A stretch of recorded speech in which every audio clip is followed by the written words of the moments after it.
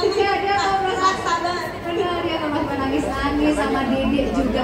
Dede itu ya selama perjalanan menyusui Lesya, setiap malam kayaknya goyaan terus. Bener, aku dipap terus. Cici, asih Dede begini, bener gak ya Cici begini, Cici begini. Semua di gitu. Jadi aku lihat kayak, oh ternyata untuk menyusui itu bukan tentang kayak kamu tuh siapa sih gitu, latar belakangmu apa sih. Menyusui itu adalah sebuah tekad, itu sebuah niat gitu ya, dan itu tuh nggak pandang orang gitu loh. Kalau kamu mau, kamu akan memperjuangkan gitu. Makanya aku juga salut ya, nggak cuma sama Mama Didi, sama Mama Lesti di sini. Aku juga melihat di sini banyak sekali ibu-ibu gitu ya yang patut diapresiasi. Itu kenapa kan juga kita hari ini bikin festivalnya buat bumi dan menyusui gitu ya. Kita mengangkat tema Proud to be Breastfeeding Mom gitu, karena menyusui itu bukan sesuatu hal yang mudah gitu. Kita tahu banget perjuangan menyusui, nangis-nangisnya gitu ya, kesakitannya gimana. Tapi kalau diri kita yang sekarang gitu ya, tapi kalau diri kita yang sekarang, coba deh ibu-ibu sekarang ya, flashback sama awal mula kita perjalanan menyusui gitu ya, itu pasti terasa banget. Lucu banget, maaf ya ke distrak ibu-ibu, gemes banget.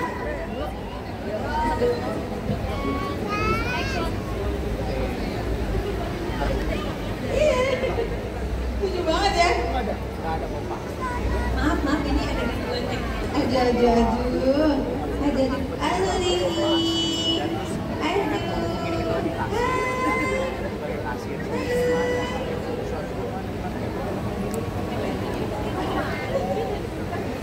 Oke. Jadi ya itu tadi ya, makanya sampai ada lupa tadi ngomong apa ya. Mana nih gitu kan. Mami brand. Ya itu tadi ya, makanya di sini aku juga lihat pasti ibu-ibu yang sekarang gitu ya.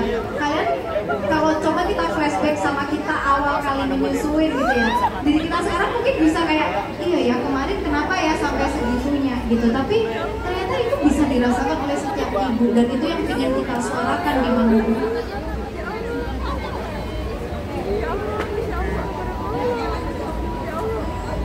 Boleh bawa pulang nggak?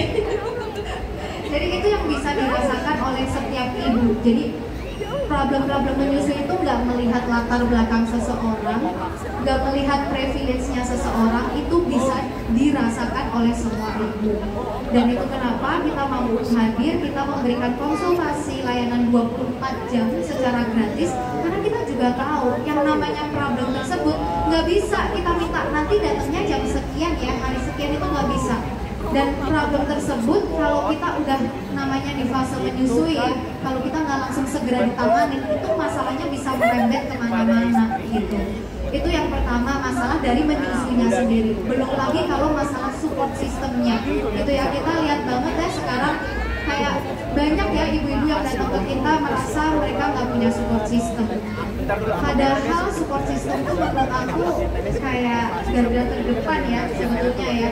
Even mungkin kayak suami yang misalnya ya, suami yang kayak tadi Mama Didi cerita ya, mungkin nggak yang cukup sekedar kayak nggak ngerepotin aja gitu ya, nggak nambah-nambahin aja masalahnya, itu aja udah jadi support system buat kita gitu, sesederhana itu gitu. Makanya ya di hari ini kalian kalau melihat sekitar di Mampuung, kenapa Mampuung bisa sampai festival di sini sampai 3 hari ke depan gitu ya, apa yang kita kasih buat membahagiakan para ibu-ibu di sini, itu karena kita dari ibu-ibu juga udah merasakan gimana sih jadi ibu gitu, dan betapa bahagianya kita ketika kita tuh bisa diapresiasi. Wow, tepuk tangan dong untuk 3 mami hebat ini. Saya udah tadi merinding loh mendengar cerita-cerita ini ya. Tapi aku ada satu kesempatan untuk mami-mami, satu aja ya, silakan bertanya untuk narasumber kita ada di depan ini ya kan ya. Mungkin dibantu, oke, belum angkat tangan, belum saja. Udah begini dulu nih ya kan ya. Mungkin ada satu, boleh dibantu sama tim kali ya untuk langsung pilih satu orang mami untuk bisa bertanya pada narasumber kita pada malam hari ini. Boleh dibantu tim.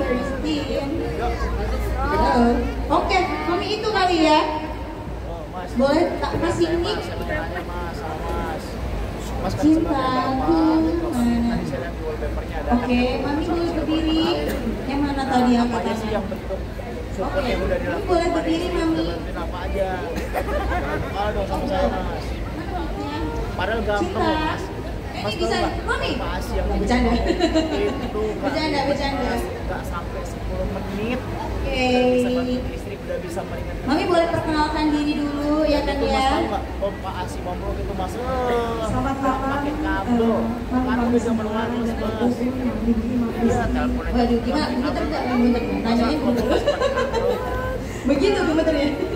Langsung aja ya. Boleh. Nama saya Ayah. Saya mau bertanya 2 pertanyaan. Oke.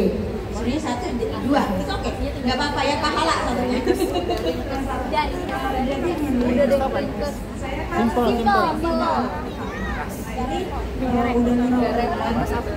Saya kebetulan alhamdulillah dapat cuti 6 bulan. Nah ini saya baru mulai pumping.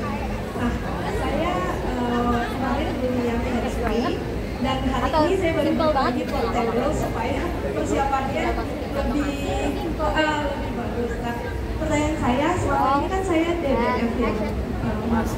Nah, produksi ASI saya itu sesuai demand-nya DD. Nah, ketika saya mencoba pumping handsfree kemarin, kok saya produksi ASI-nya tuh nggak terlalu banyak. Apakah jam pumping itu mempengaruhi sama kualitasnya? Saya takut aja kalau udah nanti masuk kerja, walaupun pas NPASI, nanti ASI-nya tetap berkurang gitu, maksudnya kebutuhan ASI-nya. Kebetulan Dede juga lahir dengan berat badan yang agak kurang 2,5 kilo, tapi saya paksakan full DBF dan sekarang udah garis hijau gitu. Nah, pertanyaan saya, apakah ketika saya pakai handsfree dan portable itu mempengaruhi nanti dengan produksi ASI-nya? Kalau kualitas ASI itu kan saya tahu dari hormon oksitoksin. Nah, untuk pumping ASI-nya apakah dikombinasiin baik atau gimana cara pemakaiannya? Dan yang kedua saya mau bertanya untuk Mam Lesti Nagita, itu kan kenapa bisa gitu menyusui tapi tetap kurus gitu loh? Sedangkan saya udah berusaha, iya supaya ASI-nya banyak. Supaya ASI-nya banyak kan makannya banyak juga. Nah, iya makannya saya banyak banget. Jadi saya aja nambah 16 kilo gitu dari sebelum hamil sampai lahir. Nah, saya mau olahraga takutnya ASI-nya yang keluar juga sedikit karena capek. Cuman ya saya bertanya aja, saya pengen gitu Flamingo eranya juga tetap cantik gitu kan sebelum masuk kantor gitu sih. Tipsnya gimana? Terima kasih. Oke, terima kasih Mami Ayah untuk pertanyaannya. Tepuk tangan dong untuk Mami Ayah. Mungkin langsung kali ya dijawab sama Mami Mom untuk pertanyaan yang pertama ya. Oke, jadi